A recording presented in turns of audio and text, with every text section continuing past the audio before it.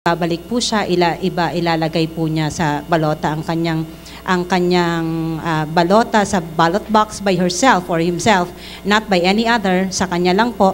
And then, lalagyan na po siya ng indelible ink to mark that he or she has voted already. And then quietly, he leaves or she leaves the room. Ma'am Erna, hindi po ito katulad ng automated elections. Pwede pong itupi itong balota. Apo, itutupi po siya kasi it's conducting a manual election, so it's just a piece of paper. Of course, we have... isusulat po yung pangalan, hindi po shading ang gagawin Hindi dito. po shading po, kasi manual po ito. Salamat po sa pag-i-emphasize ninyo, because this is a manual elections, babalik po tayo sa pagsusulat. But don't worry, it's just eight names that you have to memorize na ilalagay po niyo. One for the punong barangay at saka yung sa 7 para sa barangay Kagawad. Ma'am Erna, yung kanilang presinto ba nung nakaraang election will be the same precinct for this election? Dahil pagkakaalam ko nung huli, may clustered yon. So, iba yun. So, saan po sila pupunta? Pwede po ba sila pumunta dun sa website ng COMELEC para tingnan? Yes po, opo. We have our precinct finder still doon po sa aming website, www.comelec.gov.ph. O kaya pwede din po silang tumawag sa kanilang mga offices ng election officer. Meron po kaming COMELEC office sa kada munisipyo o syudad dito sa buong bansa po natin, at saka pwede po silang mag-inquire din po doon. As a general rule, ma'am, same precinct po ba o hindi? General rule, it's the same precinct. But if they want to be sure, they can go to check out doon and call our COMELEC offices. Okay. Sa ating mga kabataan, Cathy, na mangangampanya, GB, ano ang iyong mga suggestion? Dahil laging nagagamit or laging hinihikayat ang ating mga kabataan mangampanya. Yan po yung umiikot, yan po yung maingay, yan po yung namimigay ng mga flyers. So ano ang iyong suggestion para sa lahat ng kabataang makikilahok dito, mangangampanya? Unang-una to follow the COMELEC rules, which is don't campaign a day before and on the day of the election. So okay lang naman mangampanya, basta wag sa ganoong mga araw kapag ikaw ay kandidato. Sa mga kabataan ding kakandidato, no, sa sangguniang barangay, syempre sana mas gawin nating participatory yung ating paggogobyerno when it comes to barangay elections.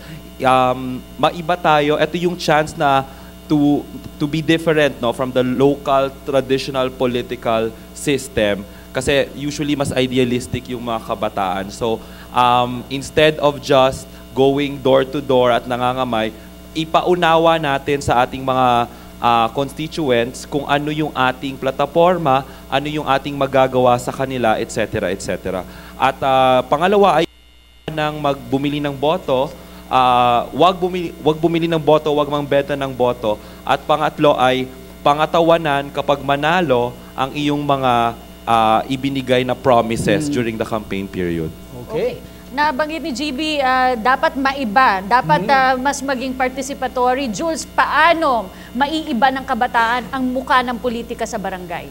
Well, I concur with what GB said, no, na especially as a student leader, very idealistic kami. Kasi kapag nakikipag-usap din kami sa mga elders, sinasabi na, well, you're very idealistic, that's not practical. Pero why not balance it? Lalo na pag pumasok ka na, especially in the barangay level. Yung nga, nabanggit natin na sobrang daming mga barangay sa buong Pilipinas. At kung nakapasok na yung mga kabataan dito and carrying that idealism, possible din naman na mag-translate yan into practice. So, siguro on the practical side, when we're talking about good governance, it's a very vague word. Pero kapag sinabing good governance, paano mo ba mapapaintindi itong good governance na to sa mga kasama mo sa barangay, lalo na ikaw bilang kabataan? The simple way of sinabi nga ni GB kanina, being participatory, na hindi lang ikaw kung ikaw yung na-elect dyan sa posisyon na yan, hindi lang dapat boses, kailangan mong i-consult yung mga kabataan, yung sektor na, iba't ibang sektor sa barangay mo, yung pagiging transparent, kung maraming nagsisumigaw na ipasa ng FOI, ba't hindi mo simulan yan sa barangay mo? Last quick question para kay Ma'am Erna. Anong oras magbubukas at anong oras magsasara? October 28 po ang barangay elections. Magbubukas po siya ng alas 7 ng umaga at magsasara po siya ng ikatlo ng Alas hapon, 3. alas 3. So kapareho rin doon. Kapareho Okay, rin nung 7 to 3. May, 7 to 3. Hindi, hanggang binalik 3 doon lang. sa, kasi Oo, nga sa hindi dati. naman automated. Ayan. Okay, at marami pang mga concerns pero kulang na po tayo sa oras. Hinga na lang po natin ng huling mensahe ang ating mga panauhin.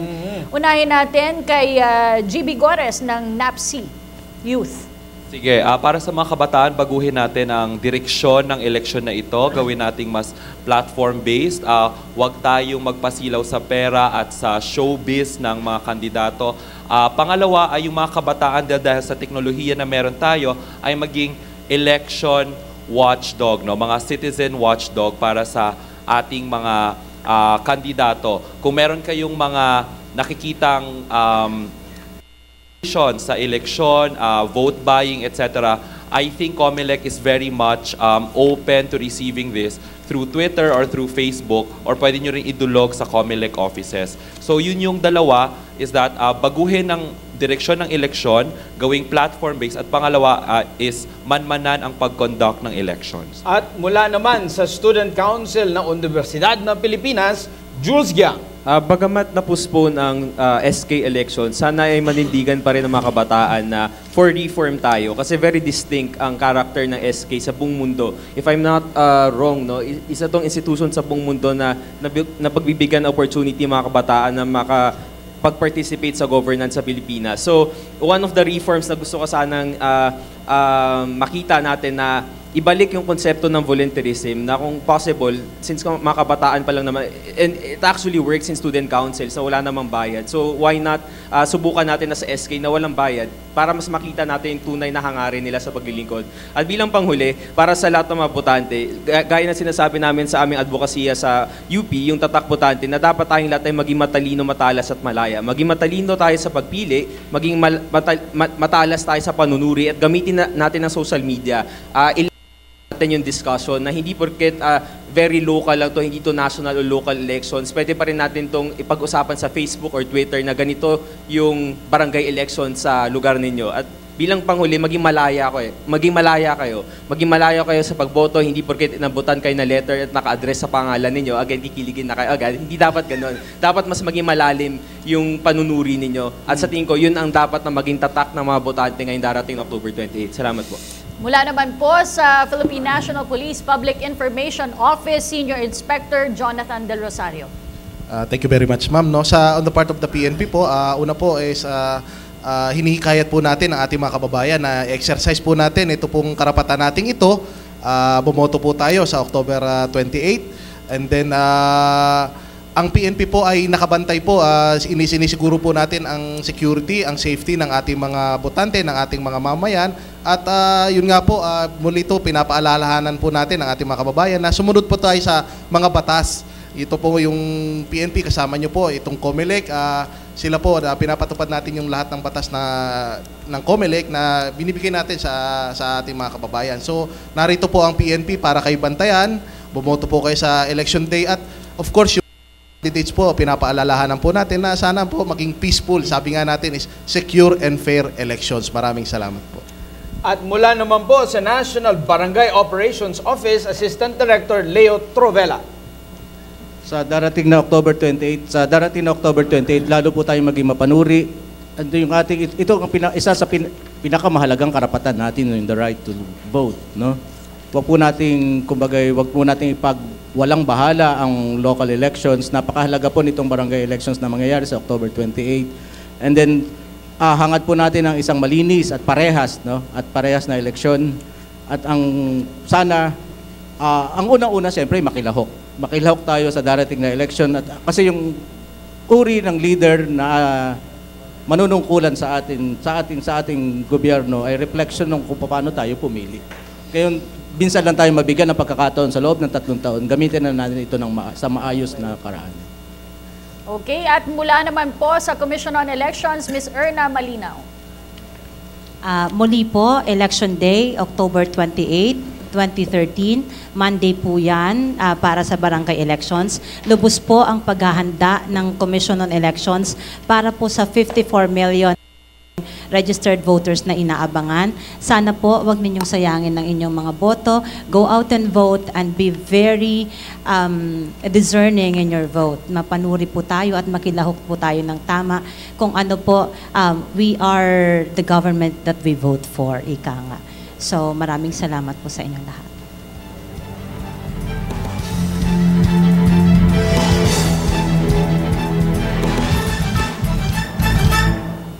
Para po sa isang napakamahalagang araw tulad ng isang halalan, napakalaking bagay ng preparasyon, hindi lamang po mula sa gobyerno, kundi mula sa bawat mamamayan.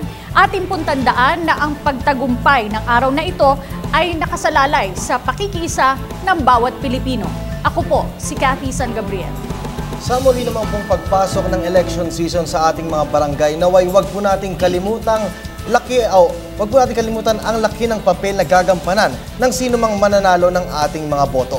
Kung sila nga po ang itinuturing na mga frontline public servants ng pamahalaan, nararapat lamang po sigurong yun ang mga tunay nating pagkatiwalaan na maupo sa mga pwestong ito. Magandang gabi, ako po si Kirby Cristobal. Kakabit ng pagiging isang responsableng mamamayan ay lahok sa halalan, mapanasyonal o barangay elections man yan.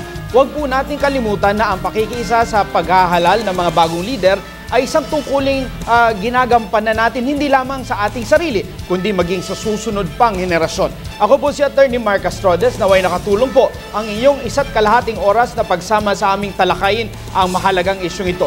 Ito po ang Barangay Elections, a PTV Special Forum.